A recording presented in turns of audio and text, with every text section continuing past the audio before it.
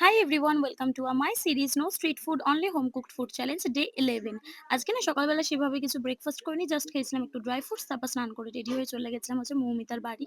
আর প্রত্যেক দিন এই পুকুর পাড়টার সামনে দিয়েই আমি যাই, আমার এত সুন্দর লাগে পুকুর পাড়টা। এসে তো দেখি দুজন মিলে বহুত গবেষণা করে কি ফোনে দেখছে কি জানে।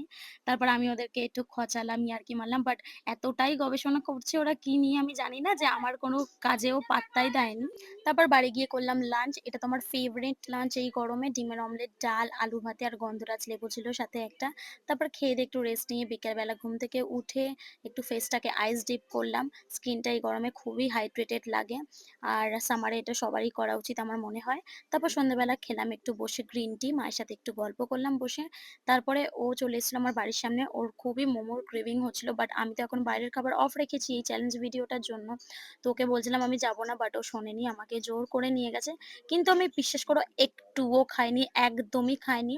আর আমি যদি খাই আমারই লস হবে, তোমাদেরকে মিথ্যে বলে কোনো লাভ নেই। তো আমি খাইনি। তারপরে ও 1 প্লেট মোমো নিল, ওই খেলো। দেন একটা নেসকফের ফ্র্যাপে নিল, সেটাও ও খেলো। আমাকে বলছিল কিছু তো খা, ব্ল্যাক কফি খা। আমি ভাবলাম ব্ল্যাক কফি খাবো, বাট ভাবলাম না, বাড়ি থেকে গ্রিন টি খেয়ে এসেছি, তো আজকে আর ব্ল্যাক কফি খাবো না। তারপর আমি বললাম আমার একটু ভিডিও করে দে। তো এমনি আমার ল্যাদ লাগছিল, আর তার মধ্যে আমি এই গরমে ঢিলা ঢিলা জামা পরেছিলাম। তারপর বাড়িতে চলে এলাম, ডিনার করলাম। আজকে মাটন হয়েছিল ডিনারে, তো আমি তো দেখে খুশি হয়ে গেলাম, জাস্ট একটু মুখে স্বাদ পাবো। যাই হোক, খেয়ে দিয়ে একটু বাইরে হাঁটাহাঁটি করলাম, ব্যাস এভাবেই আজকে দিনটা কাটলাম। That's for today.